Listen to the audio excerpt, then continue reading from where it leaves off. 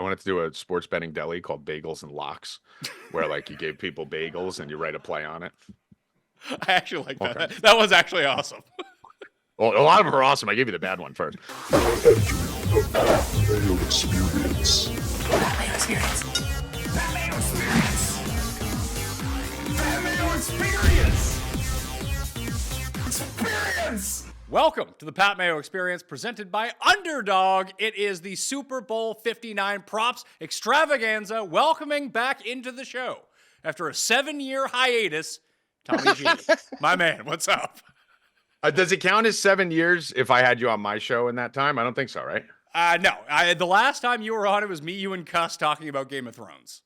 Yes, that was awesome. I wish Game of Thrones didn't end the way it did.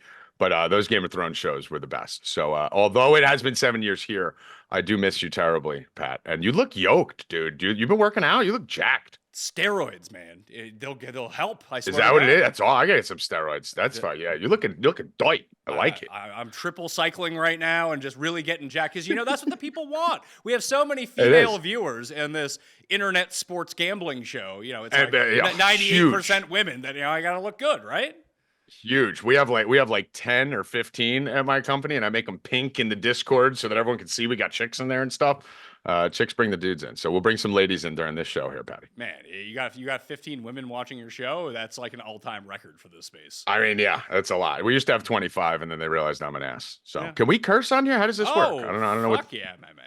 All right, I don't know. You got so many big things going on in your life. I don't know what corporate is going to allow. So as long as we can curse, let's fucking do it. Corporate just wants me to get people to sign up for Underdog, and they're giving away free money this week with code Mayo. You get a deposit bonus of up to $1,000. There's a free $15 play. I've already made it an 85-1. If you lose it, you get your $15 back. There's a free pick with Travis Kelce that you can put on anything. Just use code Mayo at Underdog. Sign up. I even have a boosted feature next to Bryson DeChambeau in the lobby. So that pays like 8.5-1. If you just go on the app, NFL, scroll over, you see Bryson, scroll over one more, you see Pat Mayo, and I got Hurts anytime touchdown, first rush for Mahomes over 4.5, and Hollywood Brown, Dotson under receptions. Everyone thinks he's going to catch a pass. He doesn't catch passes.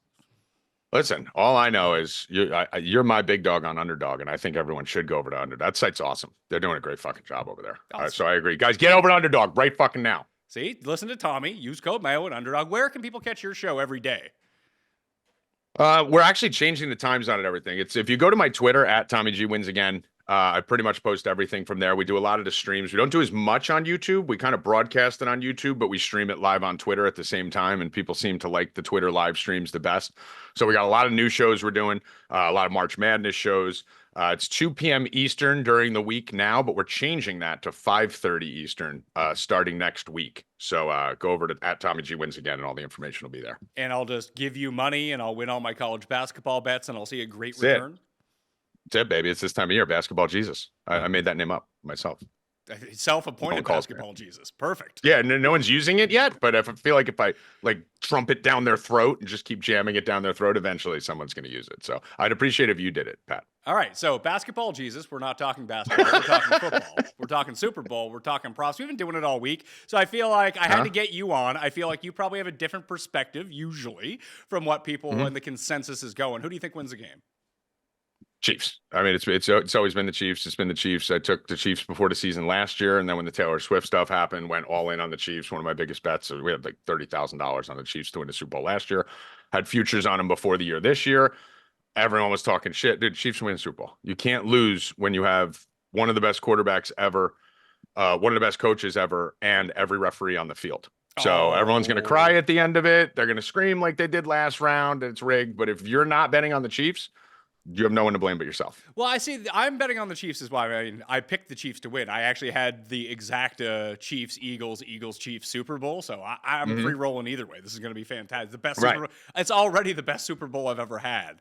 But if everyone, I mean, knows, quote, I mean, I don't know how deep down this hole you want to go, but I mean, I'm a conspiracy theorist. How deep am I going to get? No, I've spent literally the last 2 weeks, about 70 hours researching the Kennedy family for a video and thread I'm going to do in football. So yeah, I'm ready to go down any rabbit hole you want, brother. Okay, so let's talk about the refs. I mean, I think a lot of it just has to do with the Chiefs playing the most noticeable games. They're always on TV, and I feel like, yeah, you're going to get bad calls. You get bad calls in every single game. It's just no one gives a fuck about Jags Titans, that they're not seeing Will Levis take a late hit and it's not called, or whatever it might be. There's that part of it, and I feel like it's really underrated how well the Chiefs execute. Like, they don't make a lot of stupid penalties. Like, and they put them in, listen, if he's going to flop all over the place, Mahomes is going to get calls. Yeah, I mean, listen, is it any different than any other sport? I mean, you see, the only person I think who's like an elite athlete who literally never gets a single call is Joe Burrow. But outside of that, if you go to any sport, if you're looking at LeBron, if you're looking at Jordan back in the day, you're looking at Mahomes, Tom Brady, this is just going to happen. This is what it is. I mean, people have a little bit of, they kind of curve fit this a little bit where like anytime anything happens to the Chiefs, it's magnified tenfold. I think most of the issue is that like, that's the team that doesn't need any help at all. And they get probably the most. I don't think it's as much as every other team. It's just the timing of it, right? Like, it's not that they get more calls.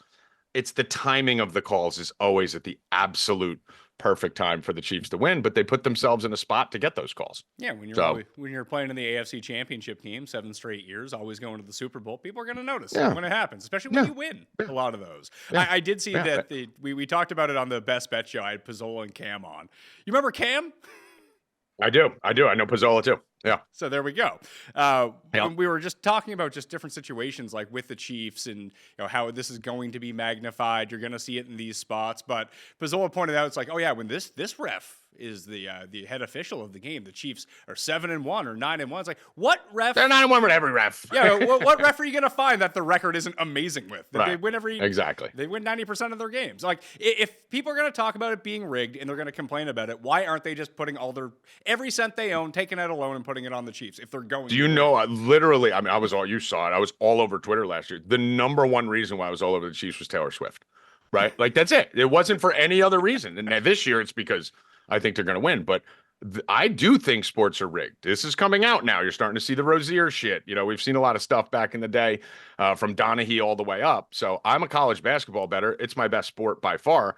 And most of the lines I'm betting are lines that look shady, right? Like a 6-20 team is favored over a 20-6 team. I'm betting the 6-20 team every time because I assume someone knows something, right? So I'm the last person to talk to because I believe anything involving large amounts of money, whether it's the stock market, the pharmaceutical industry, elections, sports, anything involving billions of dollars is going to have shady, rich people getting involved in it to manipulate it on some level. It's just a matter of how much. So I do think it's rigged. I do think the NFL wants Taylor Swift and needs Taylor Swift because the amount of money she's bringing in, there's a lot of people will say, Pat, well, everyone's betting on the Chiefs because it's rigged. So is there more money? No.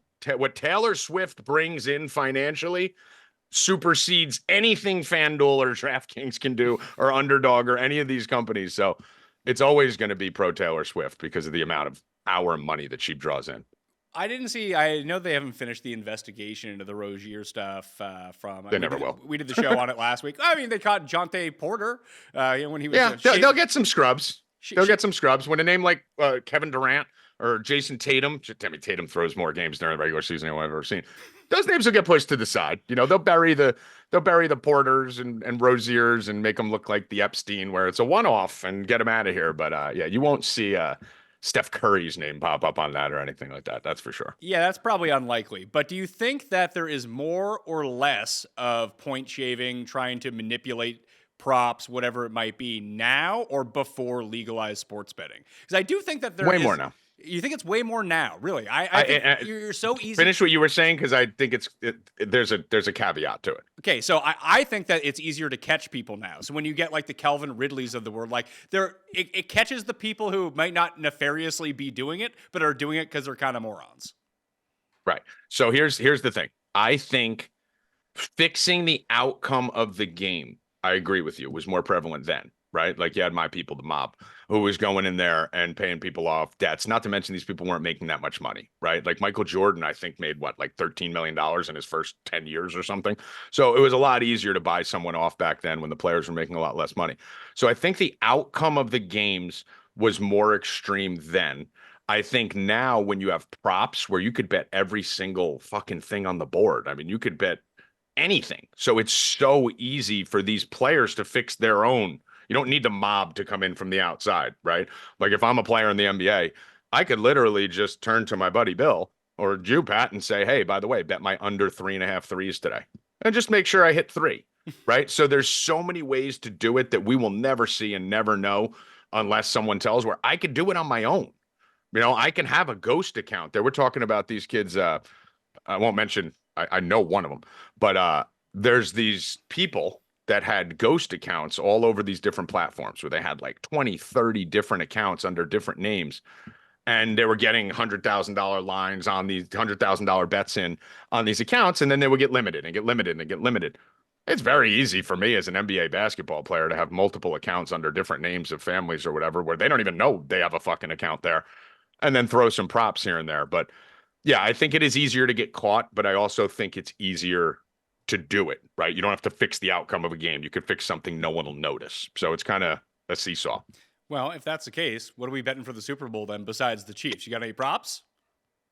Yeah, I mean, listen, I'm gonna have a sheet of fucking 150 props. I always say Super Bowl. The way to do this, Pat, because listen, this is an event, right? This almost isn't even a football game. This is an experience, right? Every time the Super Bowl comes around, so you're there with 50 of your friends, or if you're a loser, 3, or your mom. But you're there with a bunch of people. There's a million different props. It's a 4.5-hour event that you're going to be watching. You're going to want to bet everything from the coin toss all the way to the Gatorade color and everything in between, right? So for me, what I always like to do is take my 1 or 2 favorite bets, which last year was the Chiefs and this year is the Chiefs, and just pile in 50% of my money. So let's say I was putting 20 grand on the Super Bowl total. I'm gonna put 10 of that on the Chiefs, right? So that way, my other 10, if it offsets, great. I broke even, watch the Super Bowl. You're not gonna lose all your props. Then of that other 10, I like to diversify that with about 50% of that money towards props that I really like. I'll give you one, Saquon Barkley's longest rush. That serves multiple purposes. I know it seems simple, but I'll explain that in a minute. 50% of that on things I really think can hit. And then I break that other, what amounts to be 25%, into fun circus shit, plus 5,500s, octopuses, fucking scoregamis, all kinds of shit like that, correct scores. And I think if you go about the Super Bowl in that perspective, you'll be okay. Because really, a lot of people do have a strong lean on the Super Bowl every year. We've been watching these teams all year. All the data's out. But we end up betting so much bullshit that we end up offsetting the main one. So that's kind of my philosophy. And my 2 favorite bets for the Super Bowl, I actually have 3 that I'm probably going to be loading in on pretty heavy. We can break them down why. But Saquon Barkley, longest rush. Travis Kelce, 25 yards each half. That's plus 200, I believe. And then Mahomes over 5.5 rush attempts. So those are going to be the 3 as of now that I really love. And, I could break them down for you a little bit if you want to. Let's break them down. Let's talk about the Mahomes 5.5 rushing attempts. I like that one as well. It's juiced up to, I think, like minus 120, minus 130 in some spots right now. 5 straight playoff games, he's been over that number. I don't see why this would change. People have talked about how good the Philadelphia run defense is. I don't think that really applies to Mahomes just taking off by himself when everyone's covered. That helps him, actually. The more people are covered, the more the quarterback runs, right? If everyone's wide open, he's not going to need to fucking run. So if he drops back and, Kelsey's being doubled and Worthy's covered on the outside, your next process, because Philly has a good pass rush, is to take off. I think one of the keys to the Super Bowl here, and you'll notice with the props that I did, are to get off donkey chalk, right? Like these are very sharp lines when you're looking at the props. There's usually some inconsistencies. There's usually slow starts, things like that. And everyone's on the same props. So instead of doing Mahomes rushing, which tends to be a big prop and one that I've hit many times, I don't think you fucking go near that in the Super Bowl, because Mahomes every time will lose 18 yards on the kneel downs at the end of the game. Right. He takes 7-8 yard kneel downs at the end of these games sometimes. So I've been screwed by him too many times on that. So the 5.5, as we said, he's hit it a ton. A lot of people aren't going to be betting that. They're going to be betting the over yardage. So it kind of gets you off the chalk a little bit. And it puts you in a position where, he had 11 and 7 in the last 2 games. And realistically, a couple kneel downs at the end, and you only really need 3 or 4 rushes, right, to get there. So that's one of my favorite ones. The Saquon longest rush. I said this on the show last week that we did. I said, if you're betting the Eagles last week, don't bet the Eagles. Just bet Saquon's longest rush, because the Eagles are not beating anybody unless Saquon breaks off a 40, 50-yard run. It's been literally, like, think of an Eagles game recently that they've won where Saquon hasn't popped one. I mean, Jalen Hurts threw for like 120 in the first 2 games, right? So the over 23.5 serves for me as almost like a hedge on the Chiefs too, right? I could hit both of those easily and should. But realistically, if the Chiefs lose, that means Saquon went the fuck off. And if Saquon goes off, he's getting one over 23.5. So it kind of serves as a hedge on some level. It should happen. High probability. And I think there's a couple sites out there like Caesars and some of these that actually let you do alt longest rush.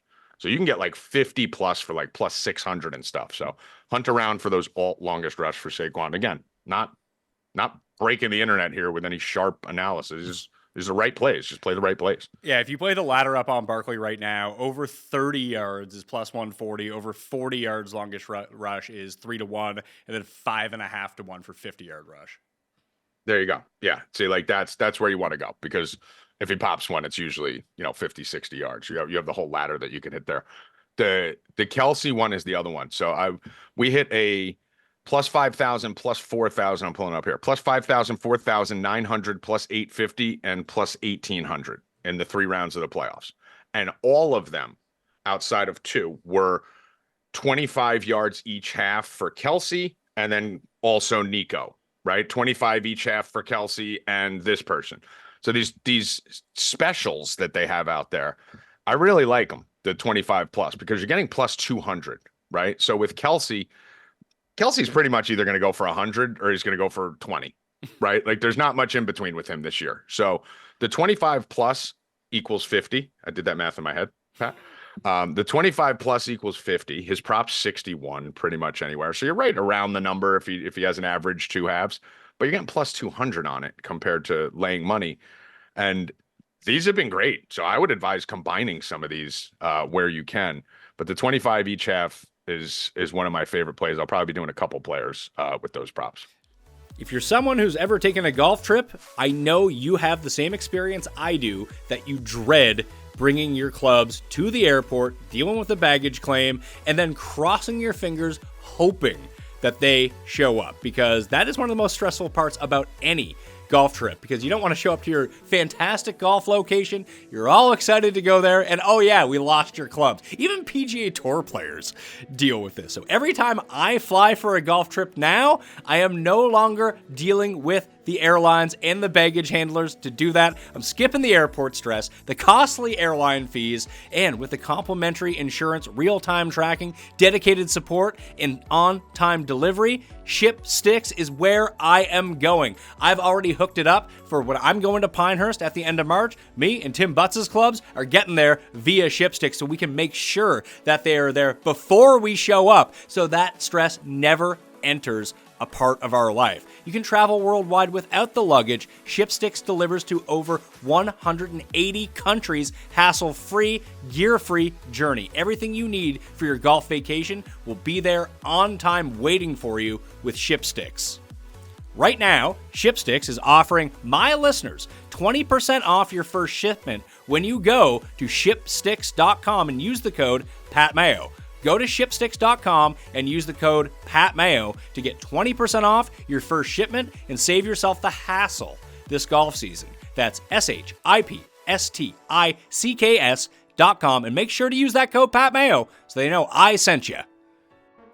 If you're like me, the end of December really got you out of your regular routine. What you do the other 50 weeks a year did not apply to those 2 weeks. Family, kids, Christmas, whatever it is you're doing, it was difficult to do. Plus, it's cold out. That's never any fun. But the way that you can get yourself back on track, if you didn't in January already, is get some AG1 in your life the moment you wake up.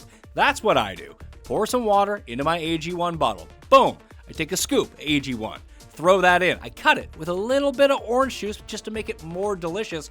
And since I'm going very, very weights heavy at the gym these days, because I tore my calf muscle and can't run anymore, so I really got to bulk up, I've been throwing in a scoop of protein powder as well. Getting that all into me, firing it in, first thing I do when I wake up, and gotta tell you, listen to the energy I have. It's never too late to create a new healthy habit for 2025, so try AG1 for yourself. It's something I've actually been able to stay consistent with, and that's why I'm so excited to be partnering with AG1. And AG1 is offering new subscribers a free $76 gift when you sign up. You'll get a welcome kit, a bottle of D3K2, and 5 free travel packs in your first box. So make sure to check out drinkag1.com/mayo to get this offer. That's drinkag1.com/mayo to start your new year on a healthier note. Welcome to the TGL presented by SoFi, golf's newest league. It's sharp. It's electric. How sharp is it? How electric is it? Good questions. Try this on for size. 2 hours of hammer dropping, overtime, forcing, playoffs on the line, golf, with 24 of the best players from the PGA Tour, split into 6 teams: Atlanta, Boston, Jupiter, LA, New York, and the Bay Golf Club. This isn't your average Sunday pickup game. Tune into TGL Monday or Tuesday night only on ESPN. Claim yourself a seat for the first season of TGL now. Keep up. It's golf. You talk about the chalk plays, the popular ones. Which ones are you just outright fading? I mean, Kareem Hunt is the guy that I like from the running back position. Had him score a touchdown last week when everyone was on Pacheco. So I do kind of like Hunt to score. I'm probably not going to be betting Barkley or Hurts touchdown, which I think seem to be. I'm betting the Hurts anytime touchdown, and whether he gets it or not, I prefer that over Barkley. It's irrelevant whether he scores it or not. Obviously, if he doesn't, I lose. But it's minus 110 right now. Why isn't that minus 200?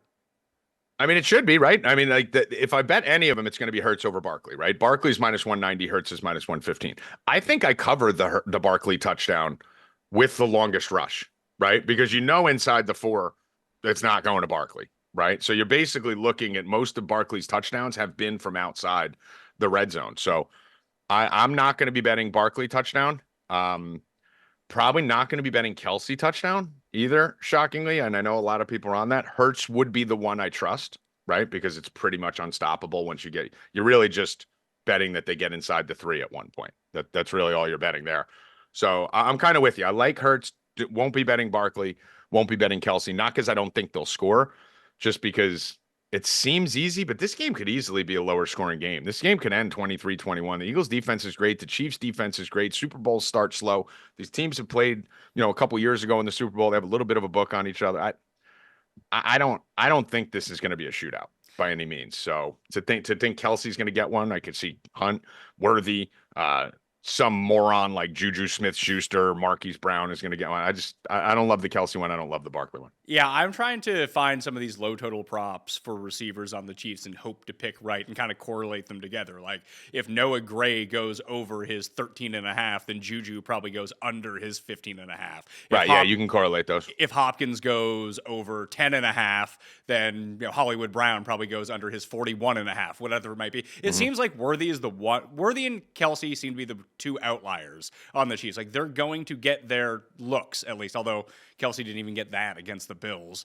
But it's the Worthy rushing prop that really sticks out to me because now everyone is hip to it. Everyone is on it. And now it's gone from 4.5 to 5.5. I bet you this closes at 6.5. I might bet the under. Yeah, it may even get higher than that. The thing about Worthy is he's a guy who I was on the whole year. I had him in every seasonal league, all over the place.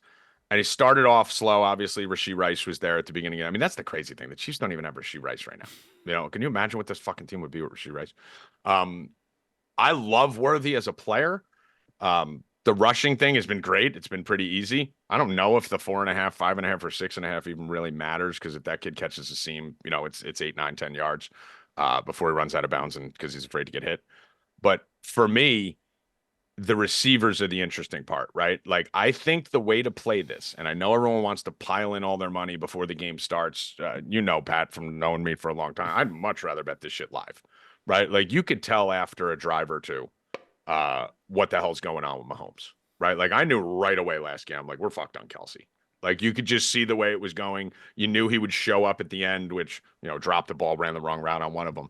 But you can kind of tell who the guy's going to be because Mahomes, once they exploit a matchup, they'll keep picking on it the whole half. So instead of trying to cherry pick now ahead of time with a great defensive coordinator and a great offensive schematic, I'm just going to wait to see who's getting it right out the gate. I mean, we could see a situation like in Buffalo, where you see a cornerback go down and now all of a sudden they're just picking that kid apart the whole fucking game. That's part of the reason why Kelsey didn't get to his numbers. They were just eating up their backups in the secondary. So I'm probably going to wait a little bit and just see. But I think one of these guys goes off, Juju, Hopkins, maybe a Gray, whatever. Fun way to do it, Marquise Brown. Don't do any of their regular line, Pat. Do like 40 plus 1,000 on all four of them, right? And just hope one of them pops and you lose three of them and you hit your money there. That's interesting. Yeah, you figure out if that's the one matchup that they go to exploit. I actually think I think it's gonna be Noah Gray, honestly. I can see that 100%. Yeah, especially with the whole fucking world being on Kelsey, right? Like that would be the one thing that the Chiefs would do what the Chiefs always do and fuck the public somehow, no matter what. Yeah, I mean, listen, anything's in play in these, right? It's the Super Bowl. The Chiefs I like the Noah Gray call, the same reason why I love the Kelsey call. And I think obviously everyone's talking about Kelsey because he always does everything in the postseason, 100 yards pretty much every game. But if an interesting stat, which I don't know many people are talking about, I'm sure they are, the last 3 games for the Eagles, the tight end of the other team has led the team in receptions. Okay, so you had Ertz have 11 catches, Higbee had 7, I believe. And then Kraft had 5, but it was leading catches, not yardage, leading receptions.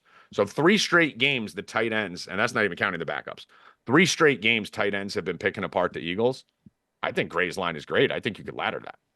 You most definitely can. I'm looking at them right now in terms of the ladder, and you're right. They're all around 8-1 or even plus 1,200, so 12-1 for 50 yards plus. It would, it'd be Hopkins or Gray. Just everyone's just off of Hopkins. Like, oh, the guy doesn't even play anymore. I think he shows up in the. Oh, this would be a game I could totally see Hopkins fucking catching 2 touchdowns out of nowhere. Like, I mean, he's a veteran, right? This could be the time they unleash him, for all we know. Yeah, that's what I mean, it was more thinking like good defense, good corners. If guys are covered, where is Mahomes going to throw the ball? He's either going to run or he's going to throw it to the guy with the best hands. I still think Worthy doesn't have the best hands. He doesn't want to be hit. Hopkins, this is his shot at a Super Bowl. He's going to the Hall of Fame. This might be his last game for all we know. Dude's been playing on like a busted ACL all year long. Yep. He still has the best hands. If it's contested and everyone's covered, that's where he's throwing it. The other thing you got to think of here is the Eagles have been fucking knocking players out left and right? Like it sounds stupid, but this team hits fucking hard, right? And they play a little dirty, right? So you're looking at guys like Hollywood Brown and Xavier Worthy. Like I could beat the shit out of those 2 guys, right? So like one hit and they're out, and all of a sudden D-Hop moves up the fucking ladder where he's on the field 70% of the snaps. So, you always want to, I know a lot of people say don't predict injuries, but when you're looking at long shots, especially ladders on low end players, that injury could be the thing that puts you over the top for a Juju, for a Hopkins, for someone like that. So being that we do have 2 64-pound wide receivers on each side, would you be shocked if one of them comes up with a hammy or one of them has to leave the game for a quarter and a half or is concussed and all of a sudden Juju or D-Hop is, running full speed, full routes, 60% of the time in the second half? Those are the type of guys you want, right? Like I like those opportunities. Hopkins 17-1, 60 yards or more. Yeah, why not? It's fucking Super Bowl. You're betting on fucking Gatorade colors and coin tosses. Who gives a shit? Like if you're trying to be sharp with like the fucking Super Bowl, dude, you have your 3 or 4 sharp plays that you fucking scale into, and I'll take all of them fucking 60 plus. All you need is 1 bomb from one of them, right? Who gives a fuck? Yeah, bet it. I'm looking at the board right now. There's no Justin Watson as a part of the ladder. They know if he's catching one, it's going to be for 3 yards or 60 yards. That's it. Yeah, Just take him off the board. They know. Yeah. The thing I do like about D-Hop, I'm interested. One of the things I was looking at with D-Hop is the touchdown, right? Like that's one thing I could see. Like D-Hop score first plus 3,400. I don't know what it is on others, plus 2,700 to score last, plus 600 anytime. That's the type of spot I could really see D-Hop getting involved, right? You get into the red zone, everything you just talked about, veteran, big body who's going to go in there and toe tap the sideline. So that was where I was looking, but you kind of moved me a little bit onto hitting the ladder too. Yeah, the latter might be the play. The only first touchdown, I bet Calcaterra 200-1 first touchdown just because. And then I actually bet Patrick Mahomes 20-1 first touchdown. All right. Yeah. Mahomes rushing in the playoffs. It's him and Burrow. Like, those are guys who could rush for like 700 yards a year, right? They just don't because they want to keep their bodies healthy because they get fucking mutilated. But Mahomes runs in big games in big spots, right? So I usually hit his live rushing when they're down at halftime, which is pretty much almost every game. Whenever that's close in the third quarter or halftime, that's when I go in and you see everyone just slay Mahomes rushing ladder up because that's when he's going to start taking off. Super Bowl should start from the gate, right? Player to record most rushing. It's only 12-1. That sucks. It's like, of course, it's going to be Barkley. I mean, even minus 500 for most rushing yards in this game is feels like kind of a steal unless Hurts beats him. I mean, you could see Hurts beating him, right? Like, that's the one thing. Hurts takes off and catches him. But like, again, those are fun ones to go turn around and take a fucking, Kareem Hunt or something like that. What if Barkley turns his ankle in the first quarter, right? Like, I bet so many props so often and anyone who does knows you get fucked every week, right? Props always seem easy because you look at the number, you have your algorithm or your analytics that you're running, your history, whatever the fuck it is. If you're one of the, big titty girls on the internet, you're looking at trends every time. But basically what happens is when you look at that, there is a built-in FU for injuries, right? For blowouts, for game flow. So if you see the games go the right way, the props almost always hit. But there's so many different factors that come in that can fucking destroy them. So when you're looking at getting plus 700 to plus 3,000 for anyone but Barkley, why not do a little sprinkle in case he turns an ankle? I mean, we saw him with the Theragun on his fucking leg the whole end of last game. Like, he was hurt the whole second half of that last game. Take a stab at it. But if you want to load parlays with Barkley minus 460 and then take a minus 230 to get it to even money, fine with both sides of that. Kenneth Gainwell, 200-1. Most rushing yards in this game. There you go. That's the play, right? Like, that's the Barkley gets hurt play. Because you're getting enough odds on it that if Barkley goes out in the first quarter and you get Gainwell the whole game, that's a guy who easily that's probably, honestly, it's not even listed on FanDuel, so that should tell you something. They're afraid of that. But that would be the guy. That one's at 365. You're in Jersey, right? So you play on Bet 365 if you can. Yeah. We could bet everything ever about cockroaches racing in the fucking corner over here. All right. Well, but the other thing about that, Mayo, a good move is to use Barkley as a lead-in and then hedge with Gainwell. Oh, explain. So if you're putting, let's just pick a number, $100. If you're putting $100 on a parlay with Barkley minus 460 and Kelsey alted down 40 plus, that pays even money, right? To say you did $100 on that, go throw $2 on Gainwell most rushing yards, right? Because the thing that's going to fuck you on the Barkley thing is if he gets hurt, probably, right? So at least you have a little hedge there, $2 to win 200 on the other side. So you could throw like $1 on Gainwell most rushing yards, gives you a little bit of a hedge, gives you a little bit of injury insurance. Anything else, Super Bowl wise, bets wise? We'll be going into it heavy on the shows this week, and I'll be posting some free stuff on Twitter. And I like to dive into it a little bit closer once I kind of. I'm still in college basketball mode right now, right? So it's like my research all day is just searching fucking Alcorn State and Bryant University. So it's like 10 hours. So once I get through Saturday's plays, I'll hone in and have a bunch more. But that's the bulk of it, buddy. Who is the college basketball team just like to blindly take that is wildly undervalued every single game? Florida. To win the futures, I think Florida wins the championship. Even just every week. Like, because Raza always comes on. He's like, this like random, I don't even know what these teams are. They have some sort of ridiculous name, but they're like, oh no, they're like 5 points off every single game on these lines. Just no one knows who they are. St. Francis, PA, and they actually play tonight, I believe. Let me just see. St. Francis, PA is one of them.